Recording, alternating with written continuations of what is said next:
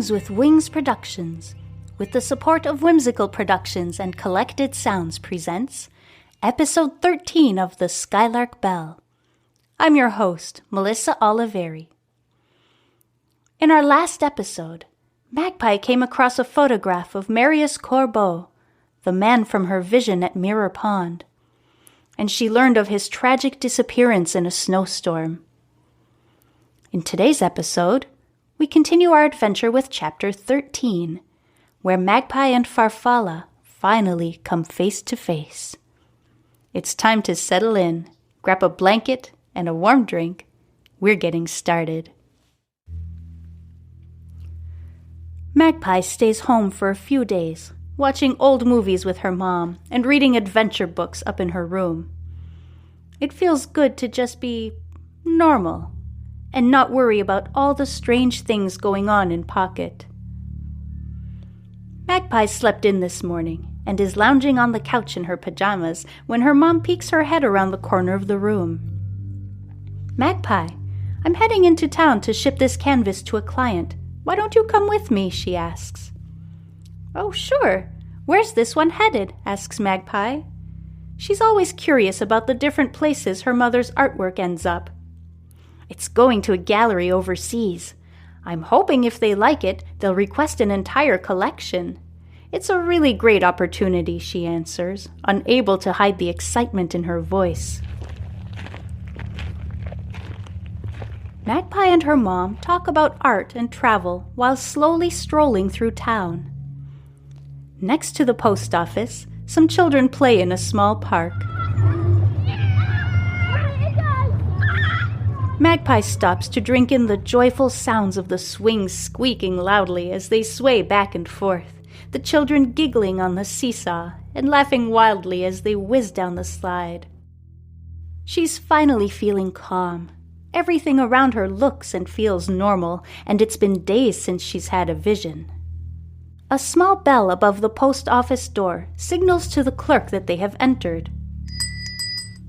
"What can I help you with?" asks the tall gentleman behind the counter, his large mustache bouncing up and down with each word. Magpie's mother explains the shipment details to him as Magpie wanders around the tiny space.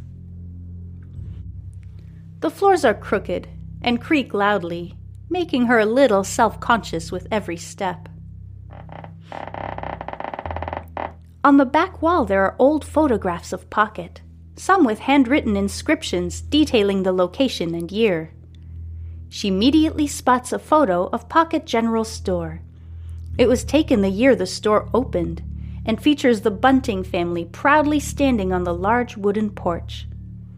There are several photos of the high school through the years, some with students sprawled on the front lawn, others showing them neatly lined up on the front steps.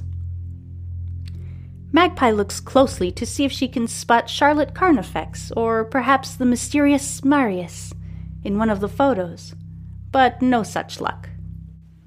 Scanning the wall, she finds a photo of the Red Wing Inn. Sure enough, there are several horses hitched on the posts outside. It feels strange to think that the people from her visions were living in this time. "Ready to go?" asks her mom, tucking her wallet in her bag.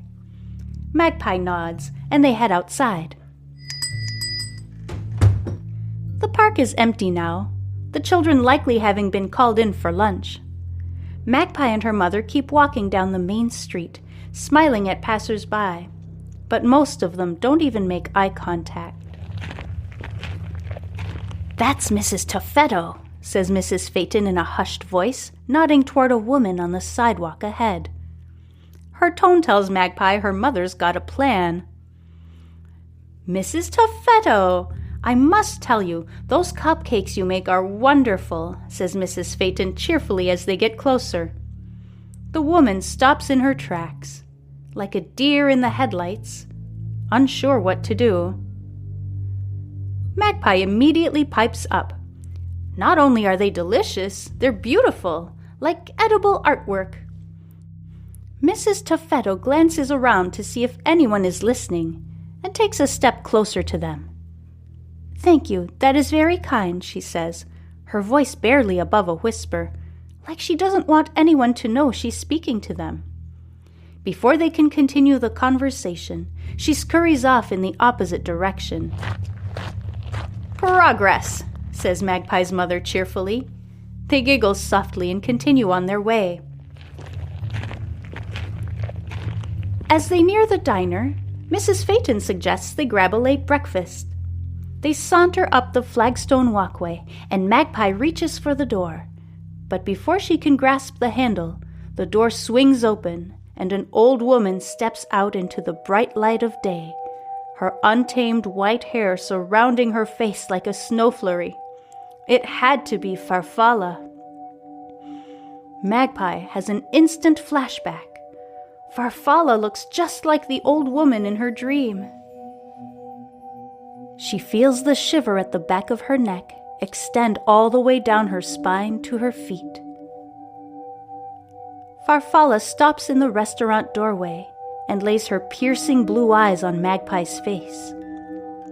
For an instant, Magpie senses a change in her expression. But before she can figure out what it is, the old woman has turned and is headed down the street. "Go ahead, honey, you're letting all the flies in." Her mother nudges her from behind, oblivious to the eerie feeling in the air between Magpie and Farfalla.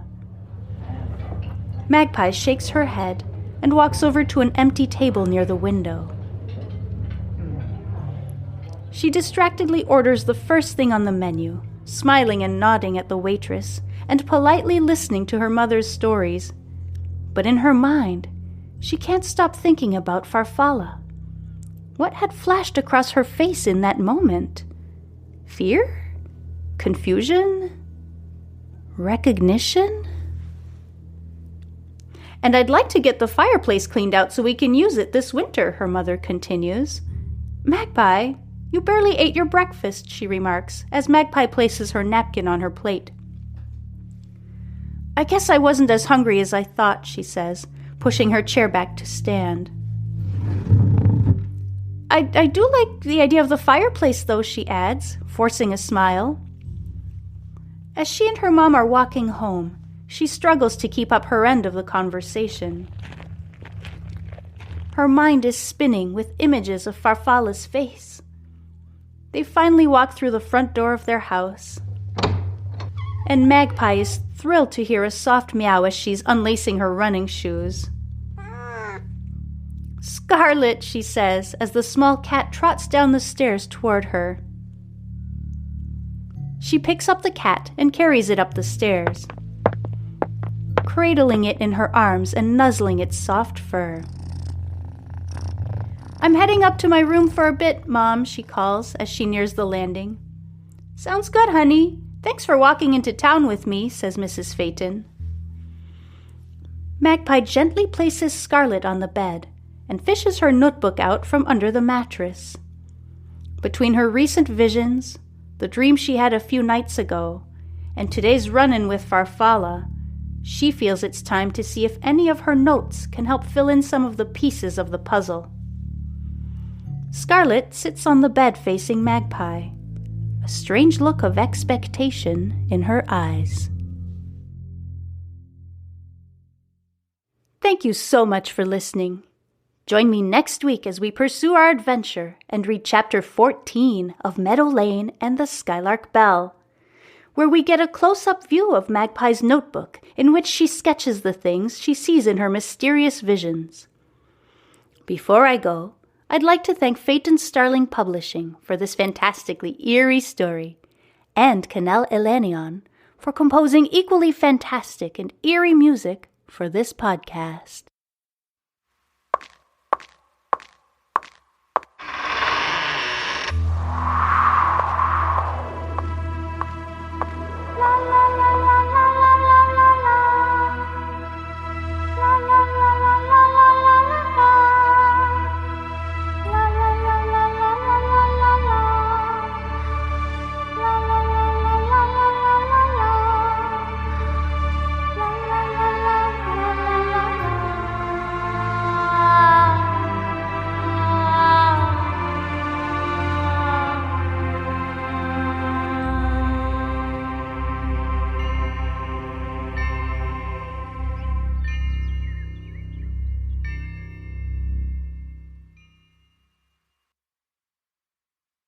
If you're a podcast host, listen up, this one's for you. My name is Allie Jackson. I'm the host of Finding Mr. Height, a dating and relationship podcast that I've been doing for 4 years now, sharing my positive and practical approach to dating that's built on my own life experience. And I wanted to share another experience that I've had, my secret behind monetizing my show. It's called Red Circle, and I was just telling my colleague about how much I love their platform. With Red Circle, not only am I getting a seamless hosting experience, but I also love the support I receive in ad sales. It's not just typical ad sales either. It's targeted opportunities based on my show and my life. And the platform is super simple. You just set your preferences and Red Circle matches you with sponsors that align with your show. You can vet every opportunity and their platform gives you great analytics. More recently too, my Red Circle team has brought me opportunities outside of my podcast on social media to really augment the podcast partnerships, bring them full circle. I just can't recommend them enough. If you want to give it a try, go to redcircle.com to get your free trial. That's redcircle.com for a free trial.